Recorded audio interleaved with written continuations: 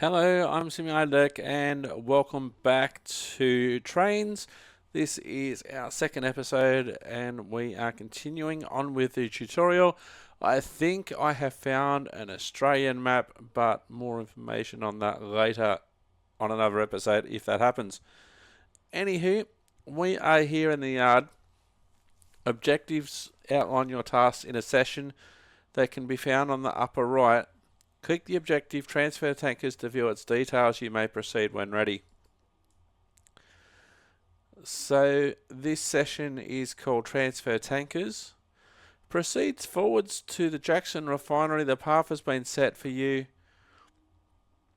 Objective 2, couple to tankers. Number 3, return to the main yard. Selected train has no driver. Which is interesting. I suppose that's me now. So let's just double check. Yep, we're good.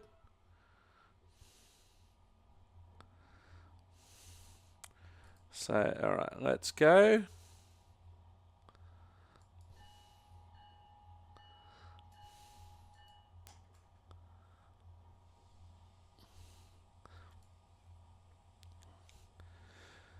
A session score may also be displayed, currently showing 300 points. Points may be awarded for completing tasks or objectives. Points may be deducted for breaches such as late running or speeding. Watch your speed to avoid penalties.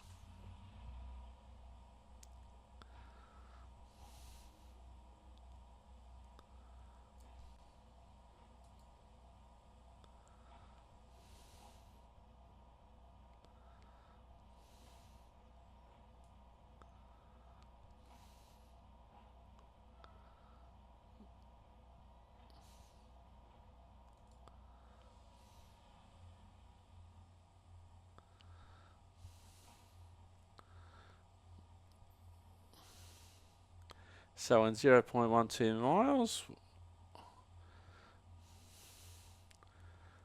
is where we have to go first. That's our first waypoint.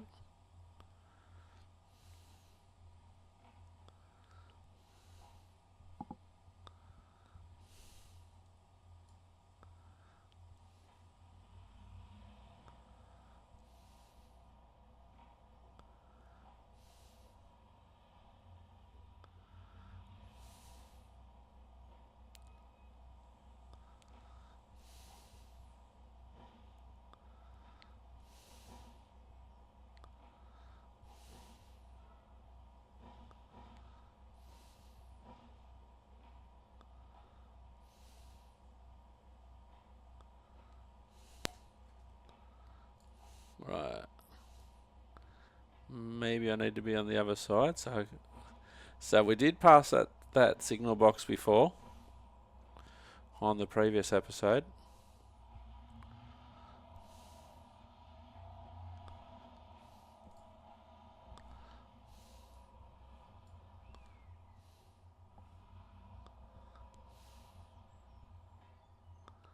Alright, our first waypoint is coming up.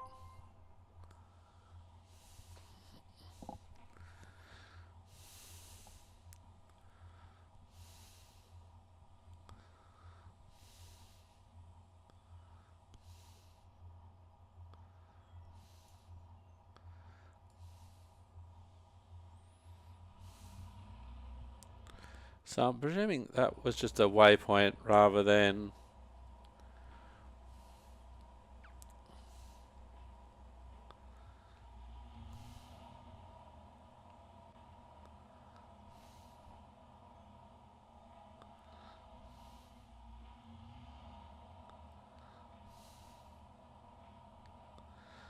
Now, I have to say one thing. I've been doing a couple of hours of research between this episode and the last episode. And Trainz 22, if you just want to go to the game, buy some trains or use the trains that are already included and pick a route and just drive on it, Trainz 22 is not easy in my opinion. I do have an Australian route downloading in the background, which I'm hoping to be able to use on the next episode.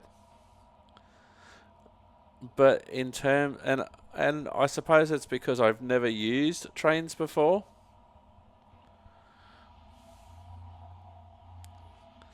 And it's more code based from what I can understand.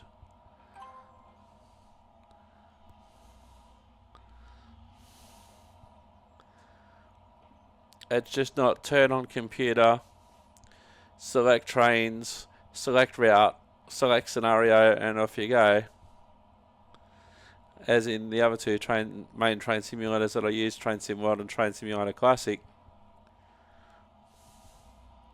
Now, I'm sure once you know what you're doing,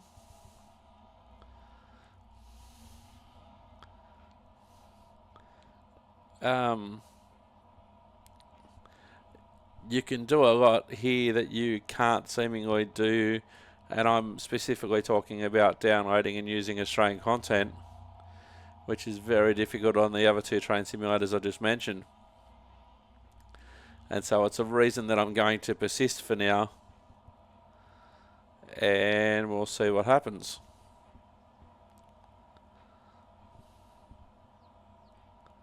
So we're still continuing to the Jackson refinery. Yeah, I should probably be on the other side again.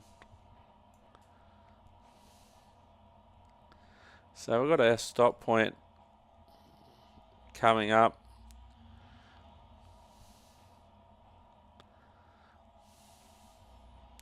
In 0.35 of a mile.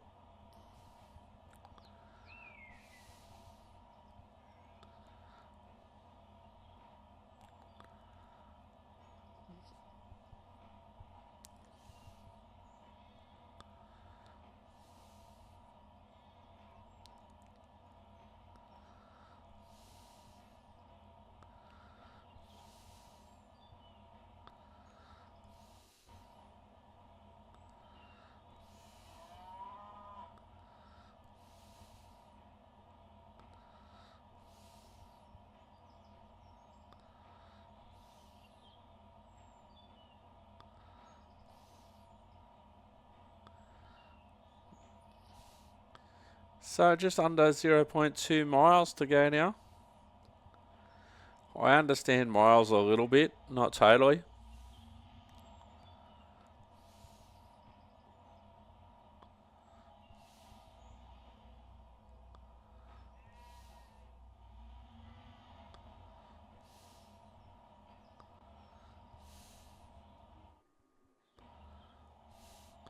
Oh, sometimes when the sound disappears, I'm like, what's going to happen here?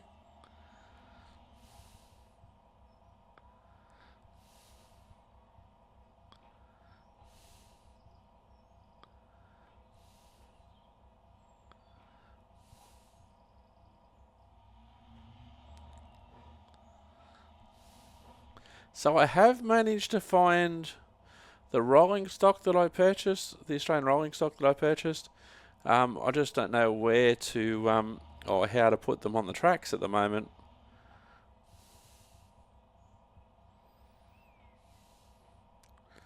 Alright, so we're under a tenth of a mile to go now. So we should be coming up to the Jackson refinery.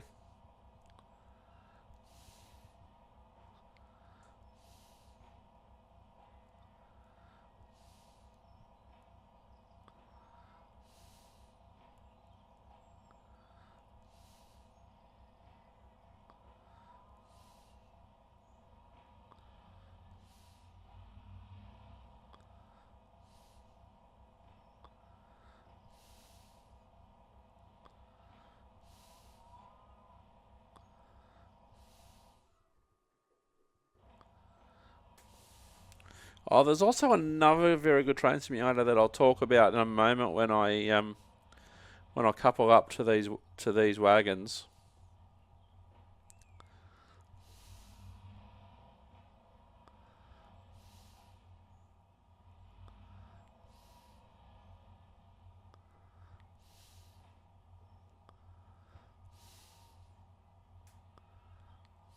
There's lots of moo cows there. There we go. Arriving at the refinery, you've completed 1 of 3 tasks. Note the updated objectives displayed above. You have also been awarded 500 points. You now move forward and couple to the tankers.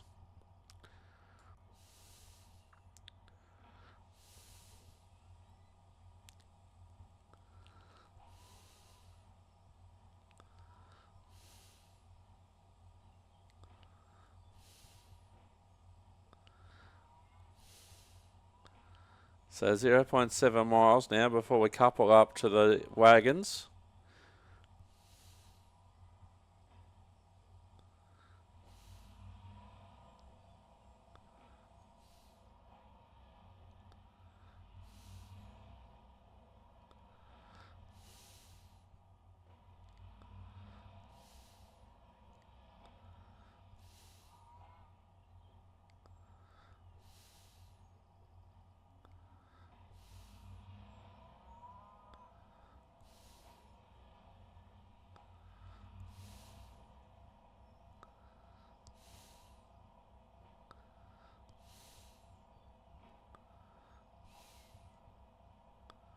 Zero 0.2 miles. We'll be seeing the tankers shortly. 0.1 miles. Okay, there's the tankers.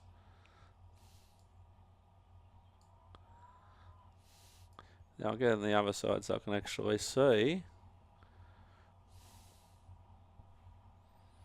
So we're just going to come up to them very slowly.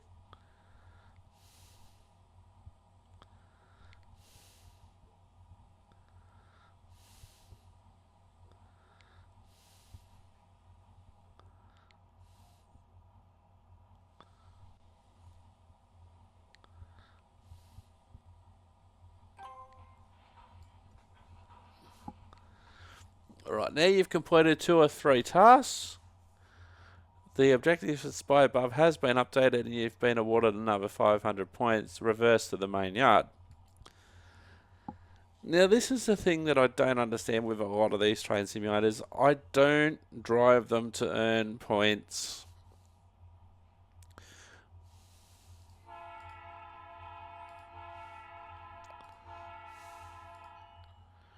I don't drive them to earn points. I don't drive them to find mystery items.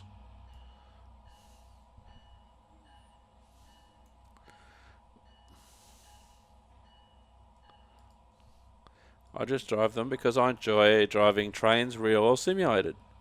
Let's have a look. We've got 4 petrol wagons or oil tankers on board.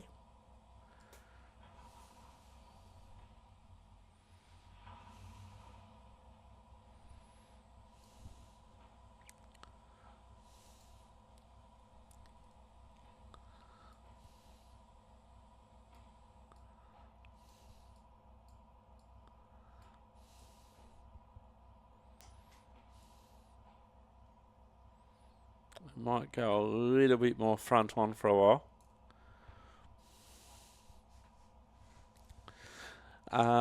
So yeah, I don't go ahead and do it because, I'm looking to score bonus points or objective points or whatever. I just want to drive a train. And I don't want to go on treasure hunts looking for stuff either.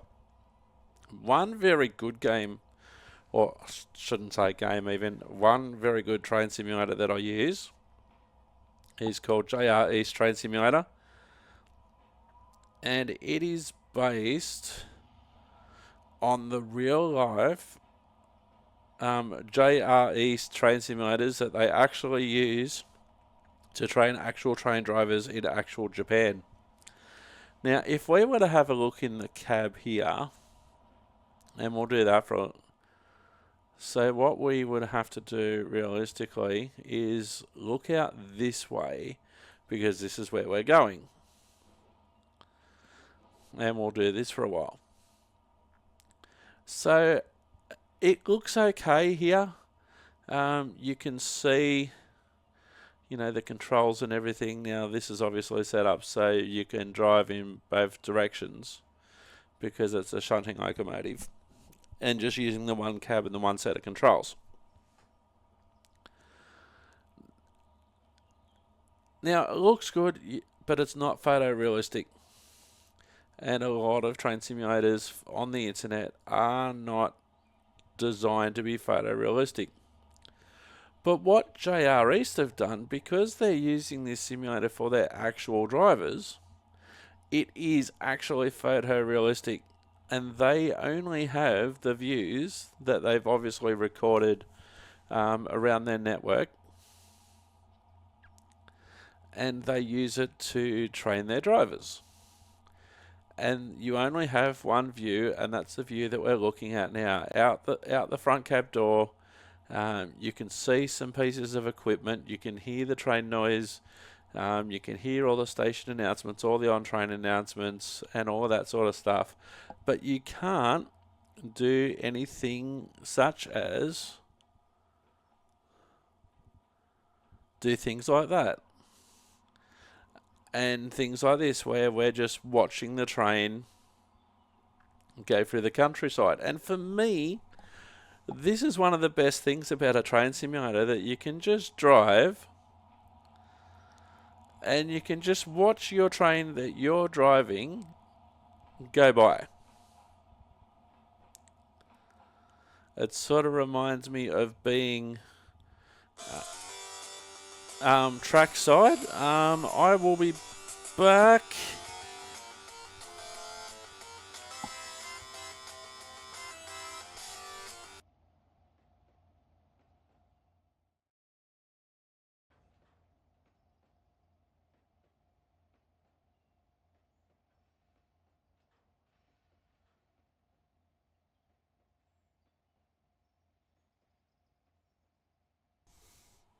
So we are back. We're just having a look at our train going through the countryside, which is one of the things that I really love about train simulators.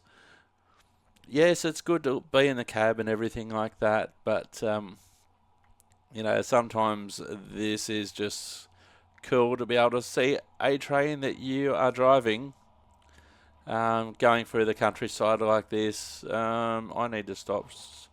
I need to stop shortly in 0.1 miles.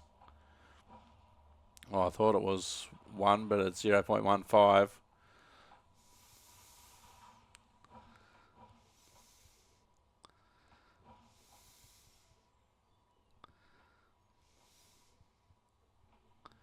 So Japan, JR East Train Simulator, there is also a series of that on Simulator. There's no views like that on here. It's just straight out the front. There's lots of different lines that are available now. It is a premium product, but it's certainly well worth it, and something that I look forward to getting back into recording. I don't know how we ended up. Hang on, where am I? We're over on the station building now, because we're in, I want to call it railfan mode. Line side, it's officially called. Now we're in the container. I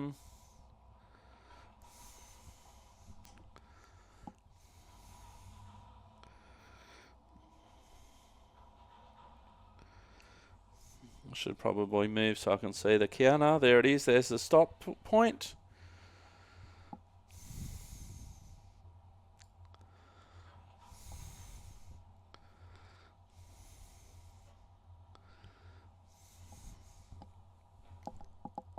So this should be the end of this scenario. We'll just pull up just short.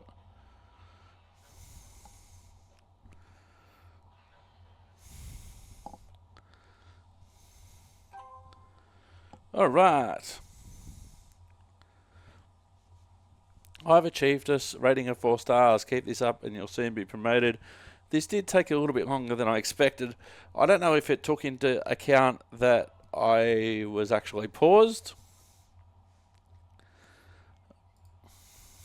Well, I took a business call. But here we are. Interesting here that we can see a VR locator T379, a Victorian Railways shunting unit. in the same photo as a HST from England and Amtrak loco from America. May not be able to see all of that. Running a real train. We'll see how that goes in a moment. Alrighty, let's go into realistic mode now as we continue our Trainz tutorial. In realistic mode, use your mouse or the keyboard to operate the levers in the locomotive cab. Alternatively, use the sliders at the bottom right of the screen. Press F to select a forward gear.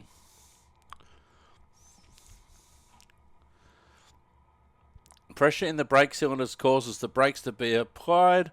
When the brakes are applied, BC in the display at lower right shows brake cylinder pressure. Press Q to release the brakes. Each time you press the W key, the throttle is advanced by 1 notch. Press W a couple of times to get your train moving.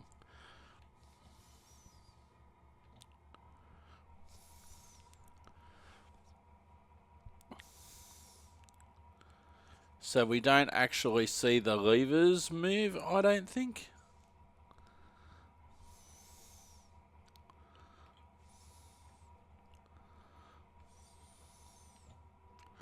Oh, actually we do.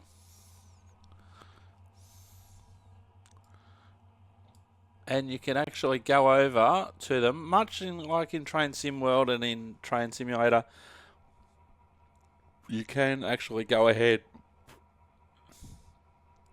and manipulate the controls using the mouse. So this is realistic mode. Press the X key to throttle off. When hauling in consist, throttle back slowly to prevent hard running of slack between couplers. Press X until the idle returns to 0 or idle.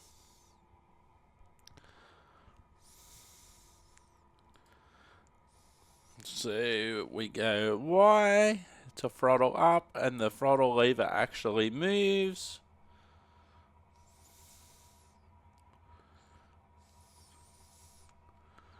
We had to release the brakes, so the train's moving. Now we move X to basically take away the power. So we go back to idle.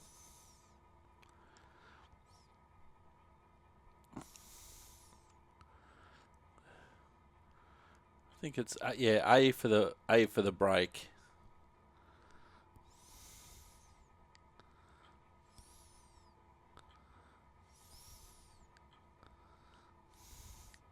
So it's a mixture of Q, A, Z for braking. Now you can't actually see the display bottom right hand corner, but it actually tells me what notch I'm in, that I'm going forward. I'm in 2 notch.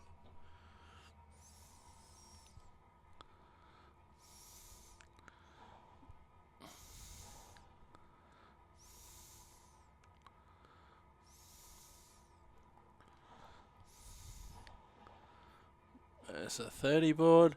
Since you're running light, or in other words not hauling a consist, you can use the independent brake to stop.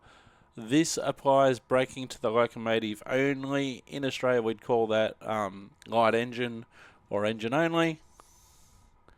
Press E to apply the independent brake and stop.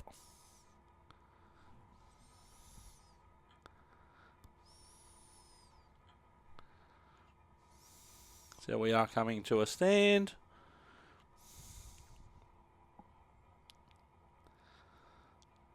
Because if you had wagons, using the independent brake won't do much. It will only put the brakes on the engine and not the rest of the train.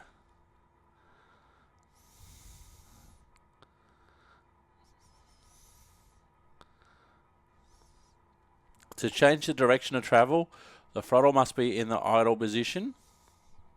So the throttle is in the idle position. Press R to select reverse. Now start the loco moving backwards. Press E to release the independent brake, and press W to advance the throttle 1 notch at a time. Now we can actually look this way, although this time we're in more of a mainline. We're on a mainline loco rather than a shunting loco, so you can reverse and you can see in that direction, although the view is very much restricted. And this is where your second person can really come in handy. So let's go back into the cab view. We'll release the brake. And then we'll notch up.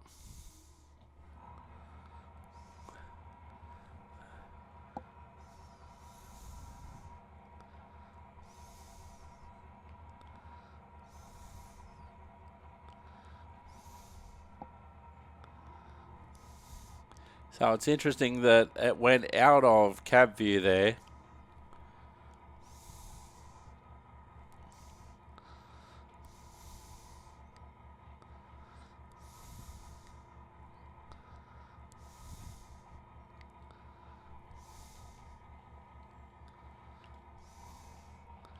So now we're in 2 notch.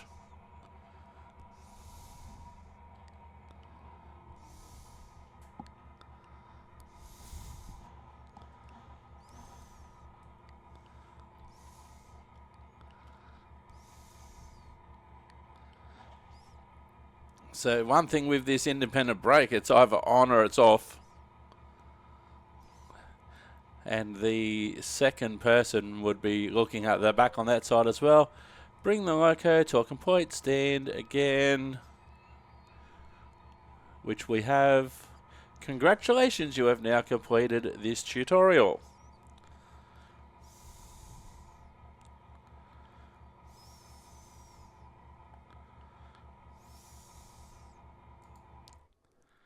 So that is realistic mode. Now, interesting thing about that is it didn't really tell us about how to get in and out of realistic or other modes. Keeping tonnage under effective control. This session introduces some train handling basics and operation of the Westinghouse train brake. Press F or click and drag the reverser slider upwards to select forward gear. Not far ahead of you, you will encounter an arrangement of junctions leading to the main line. Keep your train speed to below 30 miles an hour until the entire train is clear of this interlocking. So basically we're coming out of a siding, we're going on to the main line, and because we have a few wagons, let's have a look, how many do we actually have? Because we have a few wagons, 2, 3, there's about 6 wagons. We have to wait until all of those 6 wagons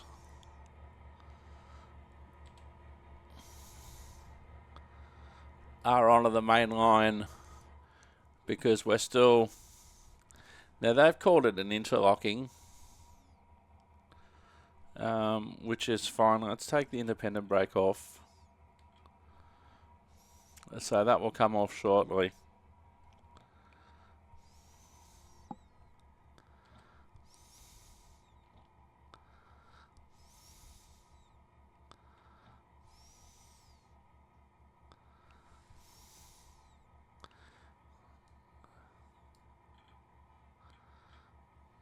So we've released the brake.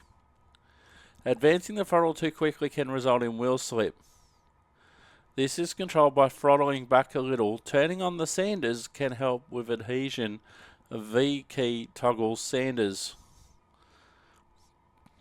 So what can happen on freight locomotives, and I've never driven a freight locomotive or any locomotive for that matter, they can have what's known as sanding equipment, or they have sand.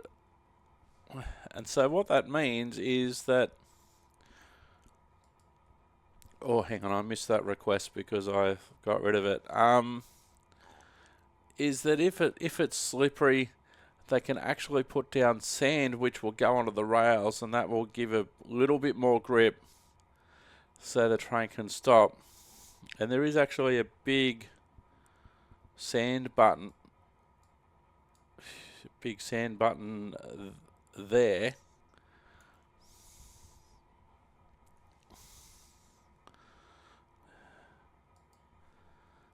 Now, multiple units tend not to have, or that's not impossible, but they tend not to have sanders on multiple units, which is what I'm more used to.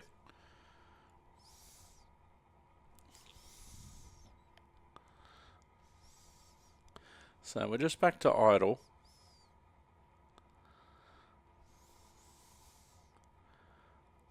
Because we're not on the main line yet. Multiple units also tend to have, they have various names, but wheel slip detection systems or wheel slide or slip slide detection systems, especially on a lot more of the modern stock that's computerized, so it can work out if it needs the computer to back off no matter what you're doing. So we've got a signal there. So we're about to go onto the main line.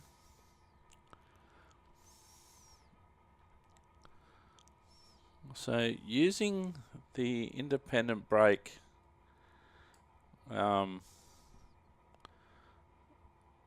doesn't really help because you do have wagons behind.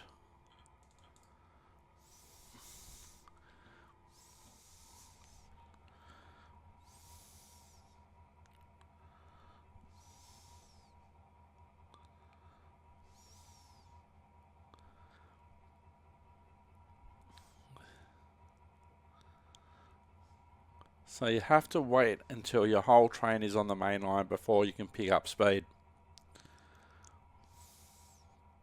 Because the tracks in the sidings are usually built to a lighter standard. And there's also more people around in terms of, you know, a shunting yard, that sort of thing. So they have lower speeds too for that reason.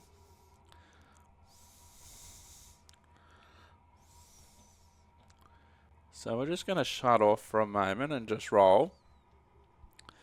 You'll be amazed actually how much time a train actually spends coasting, where there's no power actually being applied, and the train's actually just using the gradients to roll like a roller coaster.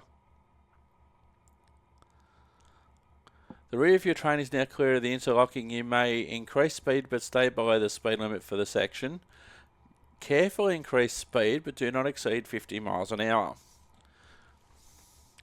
So we can apply a couple of notches of power just to get ourselves going. And it also depends what gradient you're on as well. So the speed will start to increase by itself because you've applied a little bit of power. Currently I'm in notch 2. We know we're fully on the main line, so we can go to notch 3. Now usually a diesel loco has 8 notches of power for a mainline unit.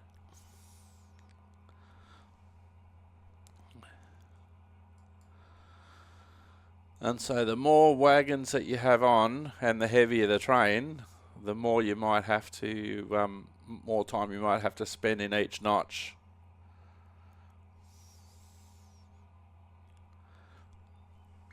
Now a driver with their road knowledge or their route knowledge, they will know what sort of trains they typically drive, the weather conditions, like at the moment it's pretty overcast. The train brake is controlled by the train pipe, which connects a brake system on every car in the train. A reduction in the brake, well, now I'm saying brake pipe because that's what I'm used to saying, but they're calling it train pipe pressure, triggers airflow into the brake cylinders, causing the brakes to apply. Now, of course, to do that, it's very handy if you're actually not applying power before you do that.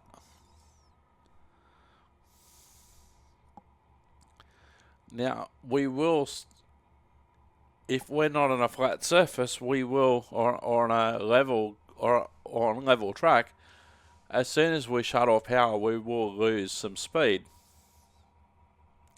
But if we're going downhill, we may need to actually get off the power earlier and just let the train roll down the hill.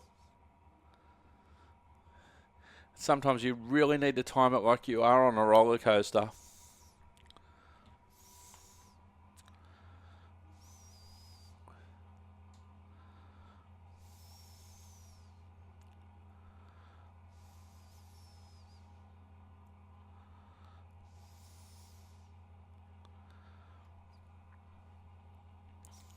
Obviously, the longer and heavier the train is,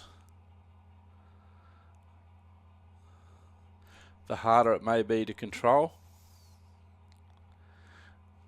And what you may also have to do in this situation, if you've got a longer train, note the track profile display at lower left shows that the line is now climbing a grade. Advance the throttle as necessary to maintain momentum. So I'm in 3 notch at the moment. I'm doing 28 miles an hour. The speed limit's 50. We're going okay. We're not going super slow. Maybe I can increase power a little bit. It's a 40 mile an hour zone now, so as I usually say in my train simulator videos, no need to get excited. Now we are starting to lose speed by a mile or 2 an hour. Now we're down to 26. But in reality, it's the driver's route knowledge. They'll know when to apply power, when to back off power. Depends on so many things. It depends on things like signals in front of you, how slippery the tracks are, the grade.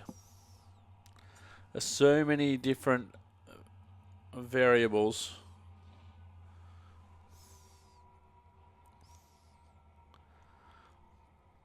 You know, am I a long train but I'm empty?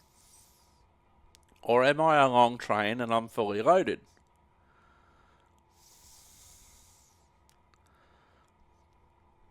Is part of my train going uphill while part of the train's going downhill?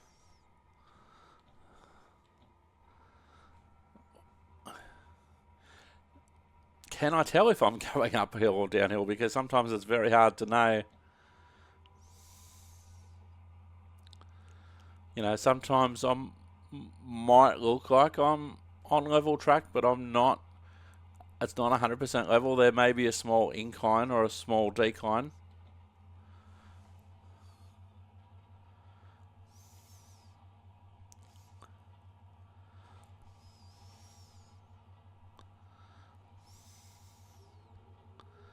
So if I'm looking at the HUD, which obviously I don't have the benefit of when I'm actually driving the train, in most circumstances, there is a 30 mile an hour speed limit ahead. As you're moving slowly, braking should not be required. Use W and X to control the throttle. So we've now totally shut off.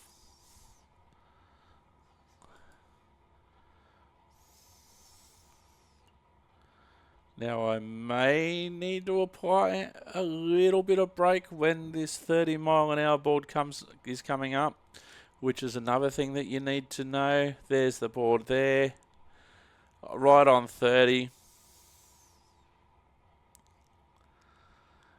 And if there's a speed reduction, your train has to be doing the lower speed by the time you hit the speed board. And if it's an increase, you have to wait until your whole train is in the new zone, so to speak. Some of the more modern trains have counters on them, and so they'll know how many meters or how many miles they are, their length.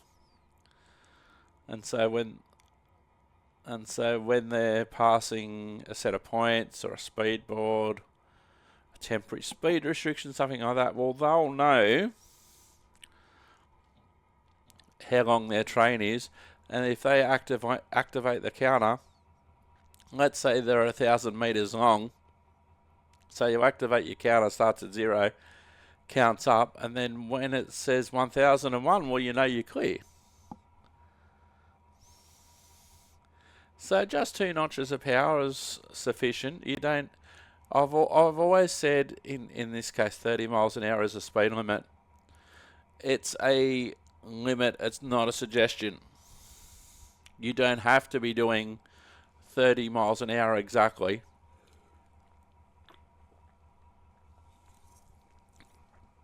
If the way that your train's going and operating, you might be feeling comfortable running at 25.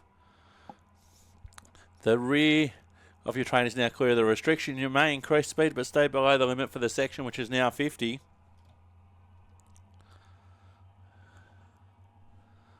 So we're now in 4 notch.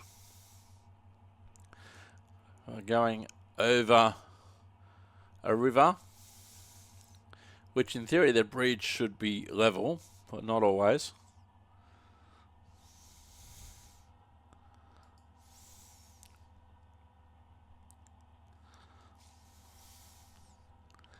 Initial service will often provide enough braking for a planned slowdown. For a fast-moving train, more braking may be required after making the initial set. If so, the handle can be next moved further into the braking range. So, importantly, shut off, because there's no use trying to brake if you're still powering.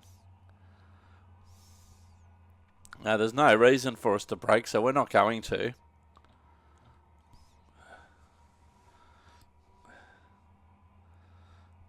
So we'll start to notice our speed increasing now, because I did shut off. Now I'm back in 3 notch. Now, according to the map, we're not quite at the top of the hill just yet.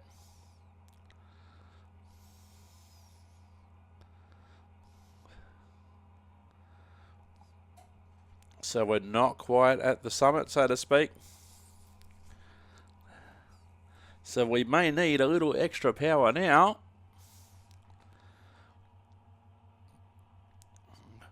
Although if we maybe get up to 30, 35 and just let it roll a little bit, it'll take some of the speed out for the downhill run. The track profile shows us a steep descent ahead, throttle back to 0. And so we're over the top. We're now starting to go downhill. Tunnels aren't always flat and level. So there's no need for us to power. We've got a downhill run now. But there's also no need to brake at this stage, because we've still got 20 miles an hour in reserve. So it will pick up some speed. But we're not at the stage where we need to brake at this stage to stay under the 50 miles an hour, because we are just rolling down the hill. You don't want to be powering down the hill if you can avoid it. So we're starting to get up towards 40 miles an hour.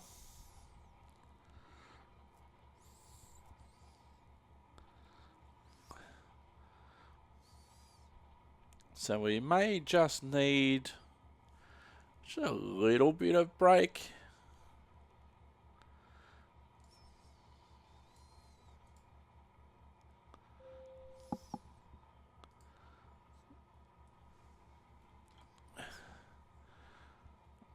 So they're calling it initial service.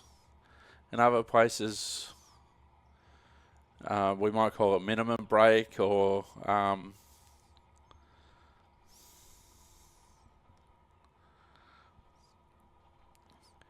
Okay, we've got a 30 mile an hour speed limit coming up. There are some curves coming up. So we'll just keep the brakes on what they're calling initial. Now that the train is slowed, you can release the train brake.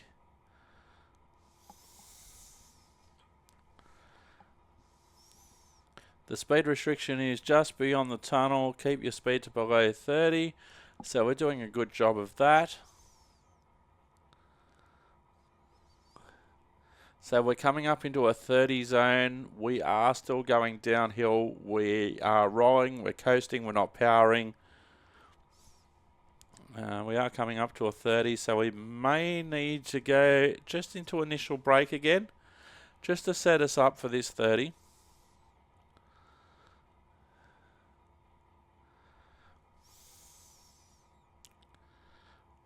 Even if we do lose just that little bit of speed, we can just release the brakes, not put them fully on.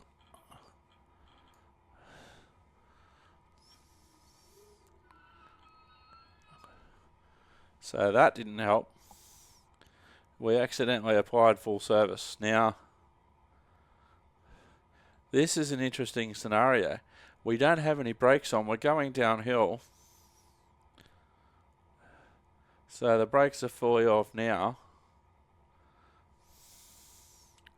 We actually may just need a little bit of power just to get us going again.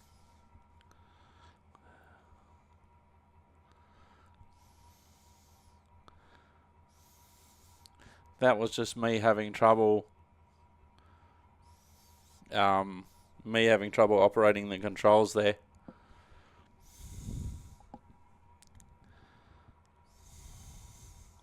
So we do have our 30 board. We're starting to roll again nicely. So we'll shut off again. We're now in the 30 zone. We didn't need that much power to keep going and to get going again.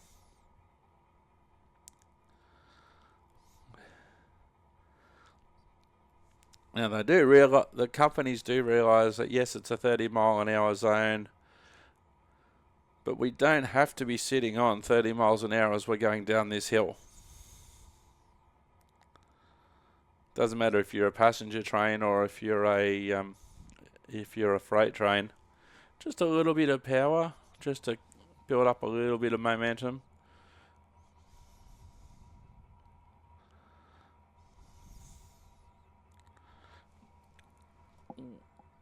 It's not as steep now.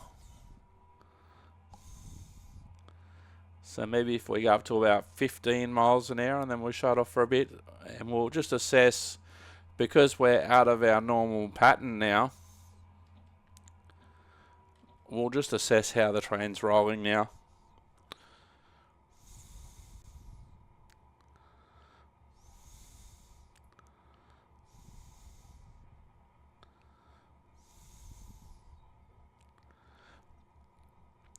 Because depending on how steep your downhill grade is, we're doing 13 miles an hour in a 30 zone.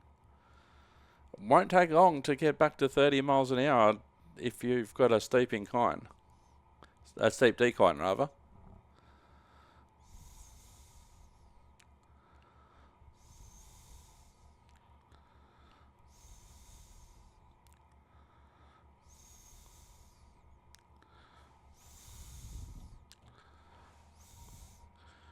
So we'll just throttle up a little bit.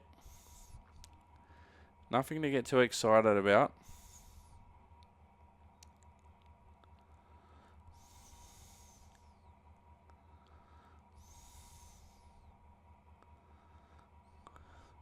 We do, having a look at the heads-up display at the bottom of the screen, which you may not be able to see, we have a 50 mile an hour board coming up.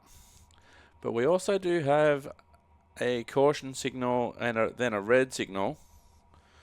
So we'll shut off here.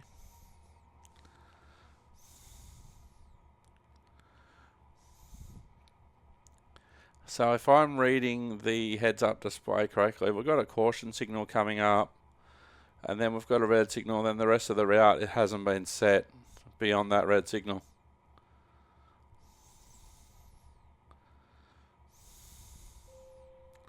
The signal ahead is displaying the approach signal, which means the next signal is red. Proceed with caution. So now's a good time just to put our brakes back into initial.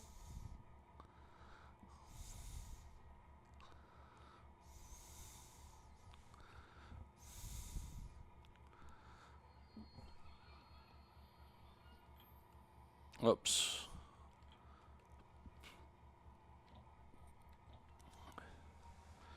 Pressed the wrong button and put the brakes fully on, didn't I?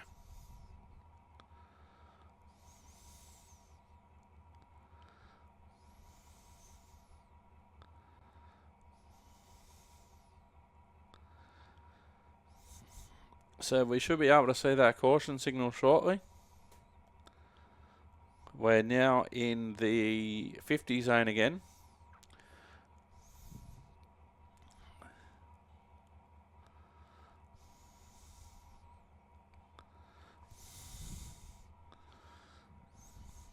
So we can see the caution signal now. So we're not going to get too excited at this point. We're certainly not going to worry about the 50 mile an hour speed limit, because that caution signal has just put that out the window.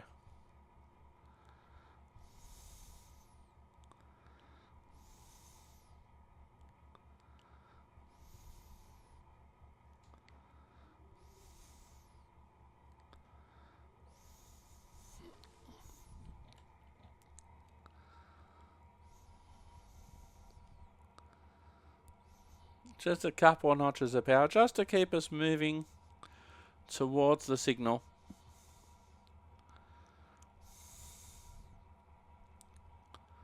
Now, as I've said before, maybe on this episode, I've never driven an actual freight locomotive.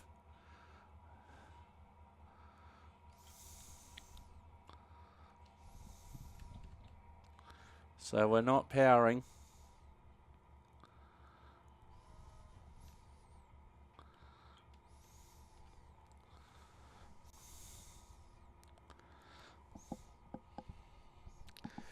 Sometimes if the freight train's going to be there for a while, they may give them a heads up and say how long they're going to be there for. Or they might say that they've got a passenger train ahead of them.